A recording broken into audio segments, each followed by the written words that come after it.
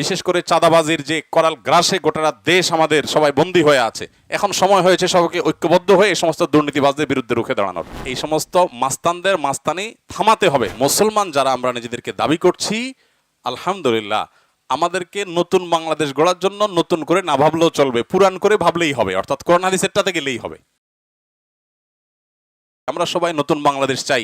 নতুন বাংলাদেশ তো হঠাৎ করে কোনো দোয়া পড়ে মন্ত্র পড়ে ভু দিবেন আর বাংলাদেশ চেঞ্জ হয়ে যাবে, এটা হবে না। আমাদের সবাইকে পরিবর্তন হতে হবে। আমরা সবাই পরিবর্তন হবো তো ইনশাআল্লাহ।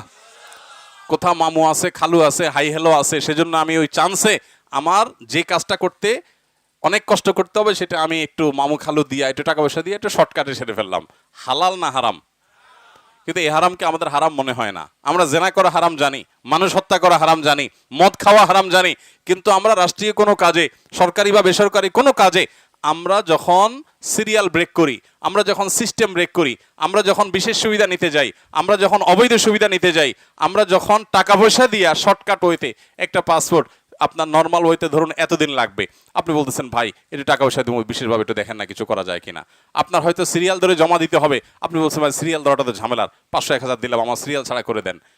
এগুলো অনেক দিনদার মানুষও করে, করি কি করি না আমরা? এই কাজগুলো হালাল না হারাম?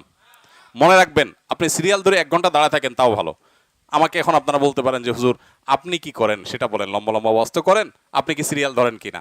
আমি সব জায়গায় সিরিয়াল ধরার চেষ্টা করি।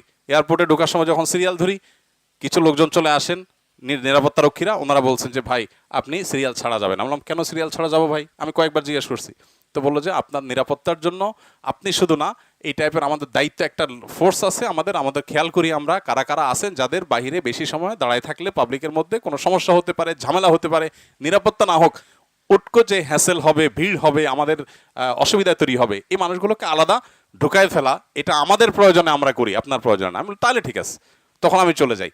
কিন্তু চেষ্টা করি পারতপক্ষে এই জাতীয় মানে সুবিধাগুলো যেন না নেওয়া লাগে। তারপরও দিন শেষে আমিও তো আপনাদেরই একজন, আমি তো ফেরেশতা না। আল্লাহ তাআলা আমাকে আপনাকে আমাদের সবাইকে সংশোধন হওয়ার তৌফিক দান করুন। নতুন বাংলাদেশ গড়বার জন্য আমাদেরকে নতুন করে ভাবতে হবে, নিজেদেরকে পরিবর্তন করতে হবে। তবে ইন্টারেস্টিং বিষয় হলো আমরা যারা মুসলমান, এখানে অনেক হিন্দু ভাইরা আছেন, তাদের কথা আমরা বাদ রেখে আমাদের কথা আমরা বলছি যে মুসলমান যারা আমরা নিজেদেরকে দাবি করছি, আলহামদুলিল্লাহ, আমাদেরকে নতুন বাংলাদেশ গড়ার জন্য নতুন করে না ভাবলেও চলবে, পুরান করে ভাবলেই হবে, অর্থাৎ কোরআন হাদিসেরটাতে গেলেই হবে। ঠিক না বেঠিক বলেন? কোরআন হাদিসের মধ্যে সবকিছু আছে না নাই? শুধু দরকার হলো যেটা কেতাবে আছে সেটা আমলে আসা, যেটা কেতাবে আসে সেটা। অতএব রাস্তাঘাটে, চলাচলে, কর্মস্থলে, শিক্ষাঙ্গনে, সব জায়গায় আমরা দায়িত্বশীল আচরণ করব, শৃঙ্খলা মেনটেন করব।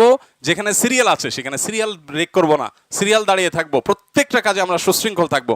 এই যে এখানে আপনারা ত্রাণের কাজ করতে আসছেন, মনে করেন আমি কোনো মিডিয়া আসছে তাদের সাথে কথা বলতেছি, অথবা আমাদের কোনো ভাইকে কোনো গাইড দিচ্ছি, এখন আপনারা যদি কাজটা ফেলে এসে আমার সাথে ভিড় করেন, তাহলে এটা কি শৃঙ্খলা হবে না বিশৃঙ্খল হবে? তাহলে এটা করলে কি সওয়াব হবে নাকি গুনাহ হবে? আপনি যদি কাজের ক্ষতি করে এসে ডিস্টার্ব করেন, সওয়াব হবে না গুনাহ হবে? ওয়াজের জায়গায় নারায়ে তাকবীর, সুবহানাল্লাহ, আলহামদুলিল্লাহ, ঠিক, ইনশাআল্লাহ, এগুলো বলার লোকের অভাব নাই, কিন্তু বাস্তব ফিল্ডে লোকের বড়। আচ্ছা, এখন আপনারা কতটা আমল করছেন ইনশাআল্লাহ জুমার পর থেকে আজকে বিকেল সন্ধ্যা পর্যন্ত এখানে দেখা যাবে কি অবস্থা হয়। আল্লাহ তাআলা আমাদের সবাইকে আমলের তৌফিক দান করুক। সিরিয়াসলি বলছি, আসলে আমরা সংশোধন হয়ে যাই। আপনি মোসাফা করতে চান আমার সাথে, বা কোনো মেহমান আসছেন তার সাথে দেখা করতে চান, মনে রাখবেন আপনি আপনার কাজে থাকেন, সুযোগ আপনি নিয়েন, সমস্যা নেই, কিন্তু কাজ ফেলে দিয়ে বা ডিস্টার্ব করে যদি আপনি করতে যান, তাহলে আপনার এই আবেগ, এটার নাম দিন না। আবেগ এটাকে চরিতার্থ করার নাম ইসলাম না। ইসলাম হলো কোরআন এবং সুন্নাহকে ফলো করার নাম। আমার আবেগকে যদি আমি পুজো করি বা আবেগের কথা মতো আমি চলি, তাহলে অনেক ক্ষেত্রে দিন থেকে আমাকে বের হয়ে যেতে হবে, মনে রাখবেন। এজন্য আবেগকে প্রশ্রয় দিবেন না, সবসময় নিয়ন্ত্রণ করবেন বেশিরভাগ সময়। আমি সবসময় যারা কাজ করে দেখি, খুব স্বাভাবিকভাবে তাদের জন্য দিল থেকে দোয়া আসে। আল্লাহ এদের জীবনে এক একজনকে এক একটা আসুন্নাহ ফাউন্ডেশন বানানোর তৌফিক দিও। আর যারা আমার পিছনে পিছনে গুড়গুড় করে, অযথা ডিস্টার্ব করে, এদের দিকে তাকায় বদদোয়া আসে। বদদোয়া করি তা না বলি নাই, বদদোয়া চলে আসে। বদদোয়া চলে আসে মানে কি, ডিস্টার্ব ফিল হয়, বিরক্ত ফিল হয়, ভাই আপনারা কাজ রেখে এখানে কেন আসছেন? তো আমি আশা করবো যে আপনারা বিষয়গুলোতে সহযোগিতা করবেন। শুধু এগুলোই নয়, মনে রাখবেন সারা জীবন মানুষের উপকার করবেন, শৃঙ্খলায় থাকবেন, এটাই ইসলাম। আমরা যারা নিজেদেরকে মুসলমান দাবি করছি, আমরা যারা ইসলাম প্র্যাকটিস করার চেষ্টা করছি, আমাদের আচার আচরণটা ইটসেলফ একটা দাওয়া। আমরা যখন সুশৃঙ্খল থাকবো, সুন্দর থাকবো, কথা মেনে চলবো, কোনো ক্ষেত্রে নিয়মের ব্যত্যয় করব না, তখন এটা দেখে অন্যরা শিখবে যে মানুষ যখন দিনদার হয় তখন তার দ্বারা দেশ দশ সবাই উপকৃত হয়। আর যখন মানুষ বদ্দিন হয় তাকে মানুষ এলোমেলো করে। আমাদের অনেক সুনাম আছে দিনদারদের, এর ভিতরে একটা সুনাম হলো যে আলহামদুলিল্লাহ মানুষ জানে বেশিরভাগ দিনদার মানুষ 2 নম্বরই করে না। এই জন্য দাড়ি টুপি মরা কোনো মানুষ যদি দুর্নীতি করে পত্রিকাগুলো খুব বড় করে দেখায়, কারণ আরে এটা তো অসম্ভব, কেমনে হলো? বুঝেন নাই কথা? দাড়ি টুপিওয়ালা মানুষ যদি দুর্নীতি ধরা পড়ে মিডিয়া একটু বেশি কভারেজ হয় না? কেন হয়? এই জন্য হয় যে এটা তো হওয়ার কথা না, দাড়ি টুপিওয়ালা এটা করে না সাধারণত, এটা ব্যতিক্রম কিভাবে হলো, এই জন্য সবাই আগ্রহী হয়ে পড়ে। এটাই ইটসেলফ একটা প্রমাণ যে আসলে দিনদাররা আলহামদুলিল্লাহ এদেশে সৎ বেশিরভাগ। কিছু মানুষ দিনদারের রূপ ধারণ করে বদ্দিন হচ্ছে, সেটা তো আছেই। কারণ ওই যে আমি সবসময় বলি যে 500 টাকার নোটের 1000 টাকার নোটের নকল হয়, 10 টাকার নোটে কিন্তু কি হয় না? কেন নকল হয় না? 10 টাকার বিল আছে, 1000 টাকার দাম আছে দেখি সেটা কি হয়? দাড়ি টুপির দাম আছে দেখে দাড়ি টুপি লাগাইয়া মানুষ 2 নম্বরই করে, কারণ এটার দাম আছে সেজন্য। তো এই জন্য দাড়ি টুপিওয়ালা বা দিনদারদের আরেকটা দায়িত্ব হলো তারা সুশৃঙ্খল হবেন, দায়িত্বশীল হবেন, তারা নিয়ম শৃঙ্খলা মেনে চলবেন, কোনো ক্ষেত্রে নিয়মের ব্যত্যয় করবেন না। সমাজের যে কোনো বিপদে সবার আগে আমরা ঝাঁপিয়ে পড়বো ইনশাআল্লাহ, সবচেয়ে বেশি আত্মত্যাগ আমরা করবো ইনশাআল্লাহ। আপনার মসজিদ এলাকাতে আপনারা যুবকরা 5 জন 10 জন মিলে কয়েকটা সারের বস্তা নিয়ে সপ্তাহে 2 দিন করে পরিচ্ছন্নতা অভিযান চালাবেন। রাস্তাঘাটে মসজিদের আশেপাশে যা আসে সব পরিষ্কার করবেন। কোনো টাকা পয়সা লাগবে? আপনারা অনেকে বলেন ভাই আপনার মতো একটা ফাউন্ডেশন দিতে চাই, আপনি তো কোটি কোটি টাকা পান, মানুষ দেয়, আমাদেরকে পাওয়ার একটা বুদ্ধি শিখিয়ে দেন। আমাকে অনেক যুবকরা বলে, আমি বলি শুনেন, চ্যারিটি কাজের জন্য টাকার প্রয়োজন হয় না, চ্যারিটি কাজের জন্য প্রয়োজন হয় মানসিকতার।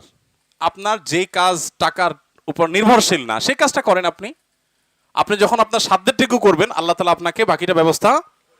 আমরা আজকে এই পর্যায়ে এসেছি, অথচ 2006 বা 2007 সনেও যখন সিডর হয়েছে সেই সময় আমি আমার মণিপুরে যখন মসজিদ এলাকার মুসল্লিদের থেকে পুরাতন কাপড় চোপড় নিয়ে আমরা সে এলাকায় চলে গিয়েছি। যখন কিছুই ছিল না তখন শারীরিকভাবে নেমে পড়েছি, যদ্দূর পারছি করেছি। আপনাদেরকে আমি বলতে চাই যুবক ভাইদেরকে, এলাকাতে মসজিদে আপনারা পরিচ্ছন্নতা অভিযান এলাকাতে চালান, কোরবানিকে কেন্দ্র করে পরিচ্ছন্নতা অভিযান চালান, বিভিন্ন রকমের উদ্যোগ নেন যাতে কোনো মানুষ কোনো মানুষের কষ্ট দিতে না পারে। এই যে বিশেষ করে চাঁদাবাজির যে করাল গ্রাসে গোটা দেশ আমাদের সবাই বন্দী হয়ে আছে, এখন সময় হয়েছে সবাইকে ঐক্যবদ্ধ হয়ে এই সমস্ত দুর্নীতিবাজদের বিরুদ্ধে রুখে দাঁড়ানোর। আমরা আর ত্রাণ তৎপরতা বাড়ানো লাগুক সেটা আমরা চাই না। আমরা চাই বাংলাদেশে বন্যার জন্য কোনো ত্রাণ দেওয়ার প্রয়োজন না হোক। প্রতি বছর আমরা এভাবে হিউজ পরিমাণে অনেক বড় স্কেলে ত্রাণ তৎপরতা চালাতে চাই না, আমরা চাই না এটা প্রয়োজন হোক। আমরা চাই বন্যা যেন, এই বন্যার প্রকোপ, এই পরিস্থিতি যেন কমে আসে। এটার জন্য আমাদের অনেক কাজ করতে হবে। আসন্না ফাউন্ডেশন থেকে আমরা এই বছর পরিকল্পনা করছি, জানি না কতটুকু করতে পারবো, তোমরা নিয়ত করেছি যে আল্লাহ যদি তৌফিক দান করে বন্যার শেষে বন্যার প্রকোপ যেন কমে সেজন্য আমরা অনেকগুলো উদ্যোগ নেব। যেমন আপনারা জানেন আমাদের দেশের যে খালগুলো আছে, এসব খালগুলো সব এলাকার বিভিন্ন প্রভাবশালী রাজনৈতিক অরাজনৈতিক নেতৃবৃন্দ অনেকেই সেটাকে দখল করে আছে না নাই বলেন? এই যে এলাকাতে এখন ত্রাণ তৎপরতা আমরা চালাচ্ছি, ফেনীতে, নোয়াখালীতে, এখানে খাল আছে, চৌমুহানিতে বিশাল বড় খাল, একেবারে লক্ষ্মীপুর পর্যন্ত রাস্তার ধার দিয়ে বিশাল বড় খাল গেছে। এই খাল একটা খালও এগুলোর নাব্যতা নাই, এগুলোর আপনার ড্রেজিং করা হয় না, এগুলো পরিচ্ছন্নতা করা হয় না, এগুলো অলমোস্ট ভরাট হয়ে গেছে।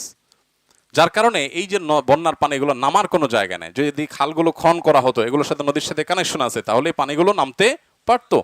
তো আমাদেরকে সেই কাজগুলোতে মনোযোগী হইতে হবে।